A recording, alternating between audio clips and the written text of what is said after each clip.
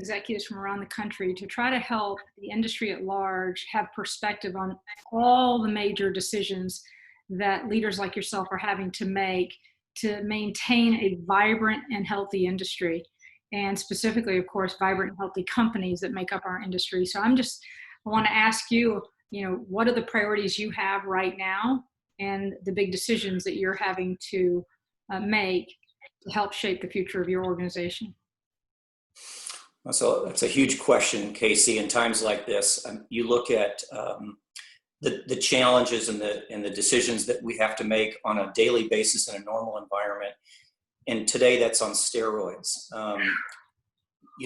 We were talking a couple of weeks ago about the fact that the tsunami of volume that really started on the last day of February. And we've dealt with some of that before. I don't know that we've ever seen the size and the speed of which volume ramped up this quickly this time. It was, I don't know that I can ever remember volume getting this big this quickly.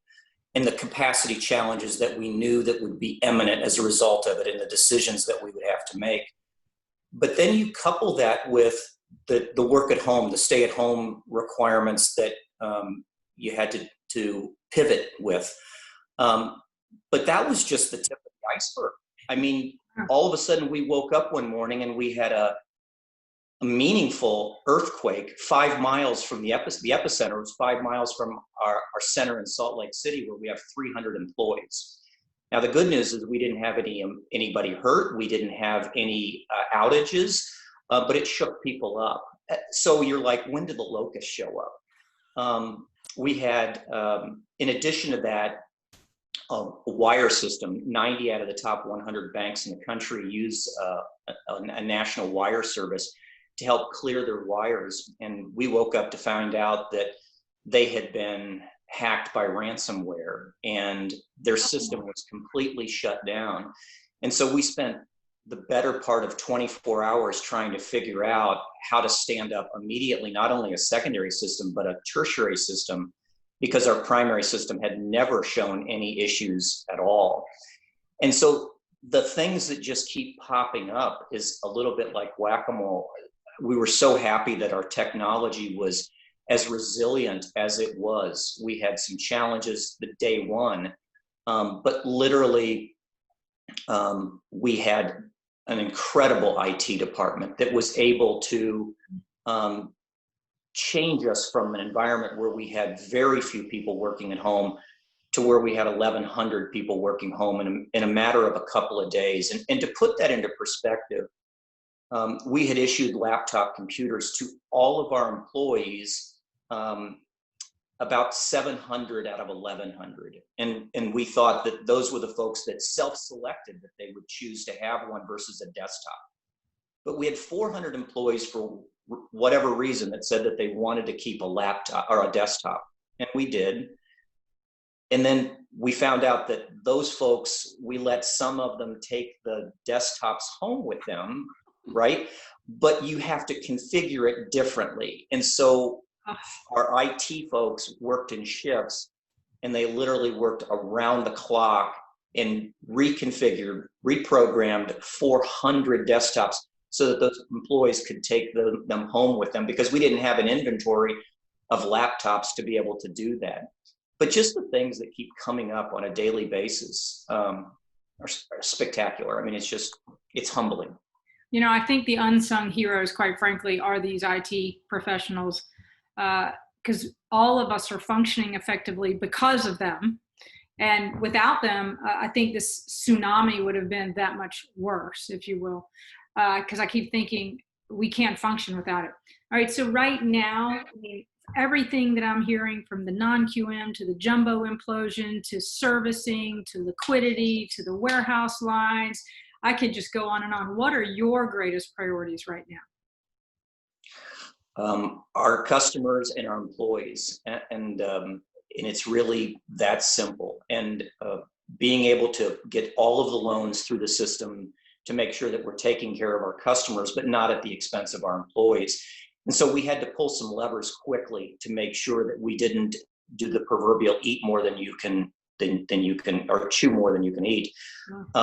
And the biggest thing we did was we implemented 90-day locks very, very quickly. And it bought us some time. And we've worked very hard to deploy some of the technology that we have to make sure that we're able to get loans in 30 days closed and in 45 days closed. And we've seen now that we've lost about 8 or 9 days of our cycle time. Mm-hmm. But this wave started 45 days ago. So we're fully into the chaos of the peak of the pipeline, if you will. But making sure that our employees are taken care of. We send out notes to them regularly, a little fun and games. We have some contests that they do, trying to keep it light, trying to make sure that people don't get burnout, so that not only do they taking care of themselves, but they're taking care of our customers. It's a full-time job. It is a full-time job. When you're looking at, you're leading through one of the most challenging times, I think, in businesses today. I did not know about the earthquake, by the way, that just added to yours challenge, if you will. What are you doing differently today than, say, 45 days ago? I think unlike ever before, it's very much a divide and conquer. Before, there was a lot of check and balances on almost everything. And today, there's just not time to do some of that. You have to be able to delegate better. You have to be able to trust better, trust the systems, trust the process, and trust the people. Because otherwise, you just can't get done in a day what you need to do. It also forces you to challenge some of the systems you have in place and to find the inefficiencies. Because as they say, adding nickels creates quarters and quarters create dollars. And so every single thing that you can do to add efficiency, to gain a few minutes here or there, matter. So this might be a little premature to ask, but we don't know when we're going to come out of quarantine and we go back to what we'll call normal, and it's going to be a new normal. What changes have you made now that you think are going to impact, that you might keep, if you will, once we go back to the new normal?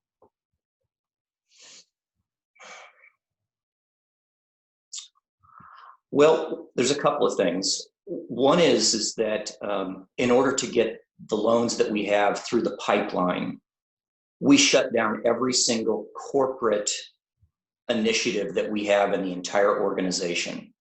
Every project, every development effort, everything got shut down. And we took all of the employees that were eligible and able to do so, and we trained them how to open files, how to help processors, how to help underwriting, and how to help closing. To give you an example, the gentleman who runs our entire capital markets division has spent a portion of his day for the last 2 weeks on the lock desk, taking in locks, doing extensions. And every employee that isn't on the front line, originating loans or processing, underwriting, closing, have gotten pulled into the front line.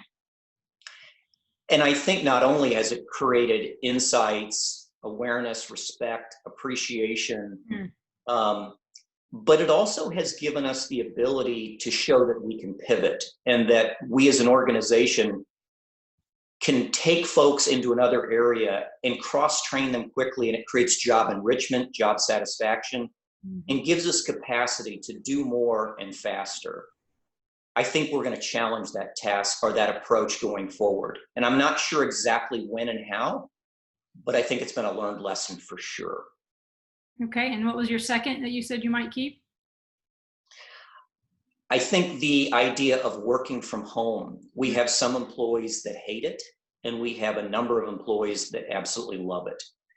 And being able to find a way to have a blend of the best of both worlds and creating greater flexibility in that, and allowing us to continue to create a community and maintain and hold on to our culture and the interactions and the personal connections that we have with our employees. We don't want to lose that.